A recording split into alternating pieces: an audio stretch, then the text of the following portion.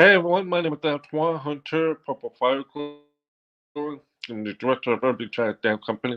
I just wanted to ensure that the last video during my dance company meeting, um, we were just showing that we were working hard in the office.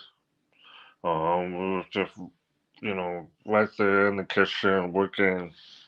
We're here in Ashland, Oregon. Just a few days ago, we flew to Washington School for the that well, we flew to Washington State. We before that day, our classes. I flew out. We landed, and we landed late.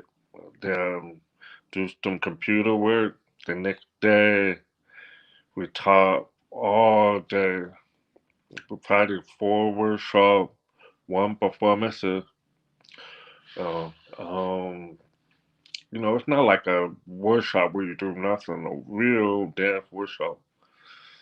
Um, that was at Washington School for the Deaf.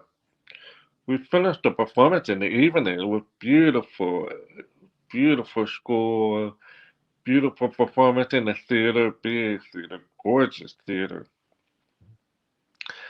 We got out of there probably around 10 p.m. Probably just to the hotel. I still have to write, do other work, and I finished. And then the next day we had to get ready. My dancer they woke up at 5. I woke up at 3 because I had to get prepared for teaching how I want to teach and how I want to do this. So we arrived there, and the next day it was like we had to drive to Oregon School for the Deaf. To that school. It was a beautiful school. Many beautiful kids. We gave the performance first. After that, we did 4 workshops. After we finished that, it was like all day. And then it was like back to the hotel. My other dancers, they went out and do what they had to do. Like working in my own room, work. Yeah, I never really know what my dancers are doing because they have their own room and they're doing their thing. They probably leave. They just send me a message. We're going to eat. Oh, okay, whatever. Well, I'm always working by myself, trying to prepare. That's how I get my mental reality move forward. And then it's like, we fly out, get ready, fly out. When I flew in, it was like cheap class. Get the rental car, cheap class, and then after I finished teaching for an hour and a half adult class, Charlie Anderson did, went back, pack a little bit more, wash a little bit more clothes, then drove 6 hours from San Francisco to, I mean, really, it was like, it's close by the bridge, the San Francisco Bridge called West Oakland. Then going to, Ashland, Oregon, which is where we are near. We arrived at night. It was like 10-ish. Had a meeting. Everybody went to the room, fall asleep. I had to work. Then the next day, after a little bit of effort, then we have rehearsal with the music guy.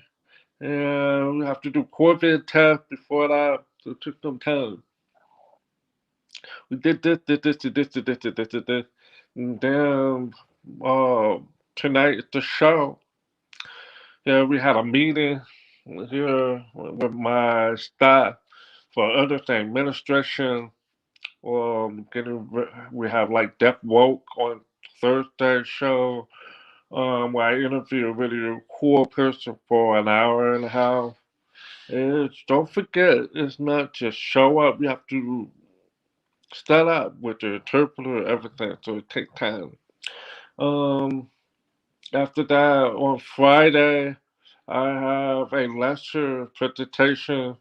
Not to failed to mention that after we finish performing tonight, we'll wake up in the morning and we'll drive back. And when everybody goes home, I will be teaching at Shawn Anderson Center, teaching class there.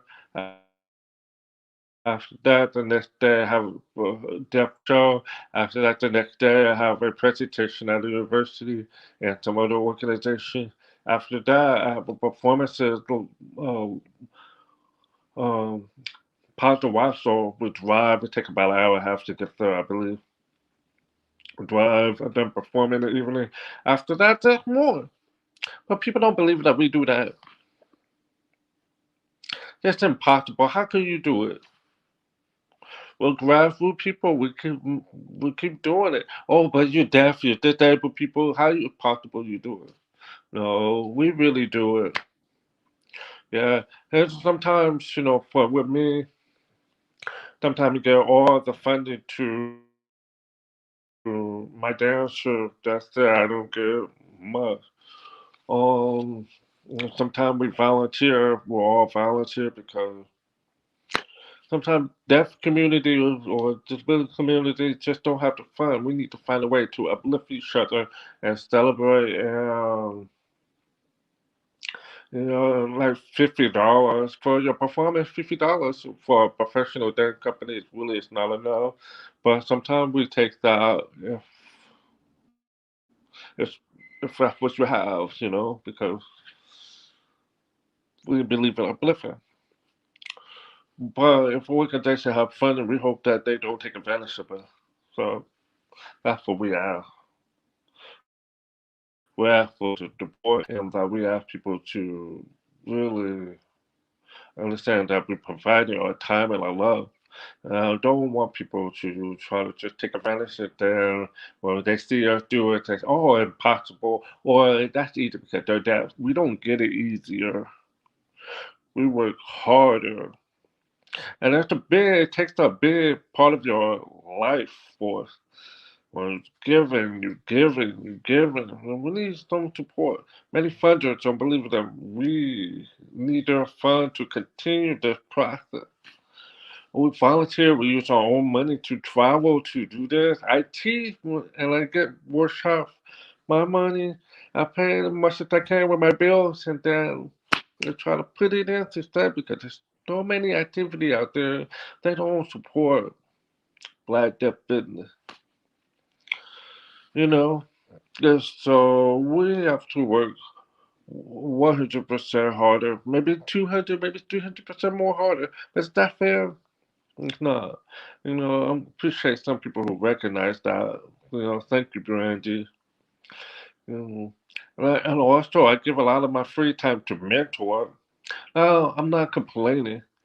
We need someone to educate and share. So some people call me Saturday morning, 9 o'clock in the morning, 1 hour mentor.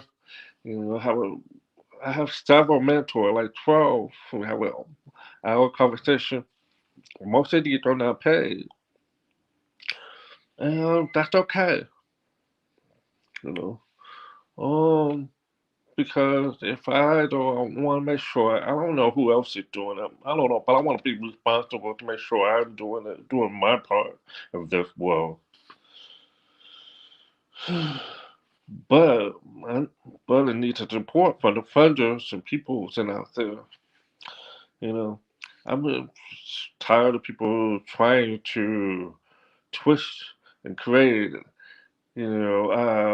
problem for where I'm trying to make sure that business stay up. So maybe they don't like what I'm saying about racism, or he's just trying to do this. Mm. If I talk about racism, you know, don't belittle me as that. Oh, uh, just some people out there just want to criticize your dance work. A few days ago, I shared about some people say you dance like a girl, you choreograph like a girl. I mean, what's wrong with choreographing like a girl and dance like a girl or hit like a girl? What's wrong with that? And what did that mean too? You know, I will say if I sound like a good compliment, so thank you. And because amazing choreographers themselves were women who, my director were amazing people. Um, Maybe don't talk about it much, but like Catherine Dunham, I really love her work.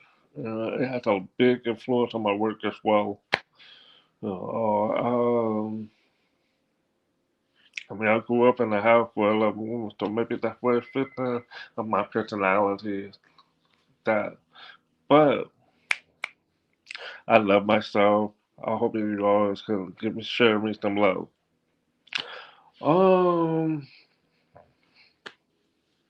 uh, I'm an amazing mom, so what can I say? Big inspiration. Think of moms who work hard, who know how to dance too. So I don't want to talk too much because I have to get to the theater, but I'm here at Ashland, Oregon, working hard for my community. And I want to say thank you for the people who announced about the Dance Teacher Award.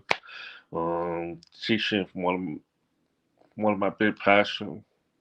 I love helping people. It's my biggest passion. Like, I just want to be respected. I want to be have the love. And I just want to also let people know that sometimes I need to talk back. If you guys think you could walk over me, I'm just standing up for myself to speak back.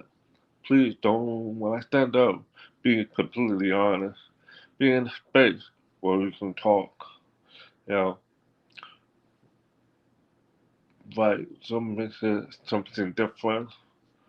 Uh, so on this subject, this is what it is. And so people go all over the place trying to make feelings. Uh, let's talk about the work. Let's talk about what we need to uplift. Um, yeah, if that hopefully that makes sense to many of people out there. Recently, our performance was gonna be helpful. I mean, deaf in prison, and some of our performance is gonna be about deaf refuge. A full performance in that. Ask well, it's gonna be cool about the truth that happened to deaf people, their story. Do we always have a space to share deaf story? We don't.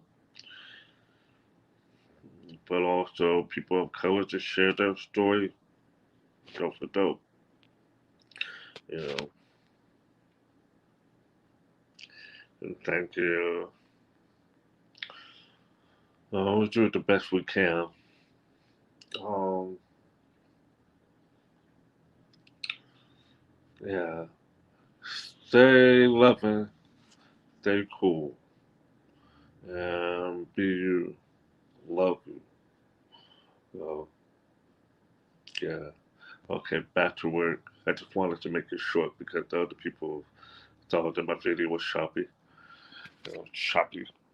But hopefully you saw the deers. There was some beautiful deers, 3 deers, and that was kind of fun because then you had 3 deaf people working at the table. Yeah. The other beautiful, cool, strong 3 other dancers are out doing whatever they're doing. Gonna be 6 dancers gonna be heading back to work hard for the show. It's amazing people. I appreciate them. They even though they knew they're supposed to leave to get ready for the show, they came to take class. Some people came in person to take my class, and some people took it virtually to take my dance class. It was beautiful. I really appreciate that. So I'm going to diplock. Okay, I said diplock. Yeah, peace and love. I'm out. This is Antoine Hunter, Purple Fire Call. Oh yeah, yeah. I'm chocolate. I'm just naturally sweet.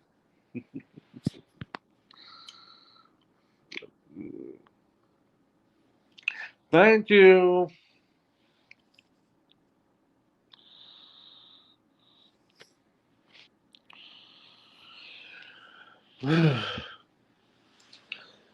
Many people don't believe what we can do, so we have to show them what we can do.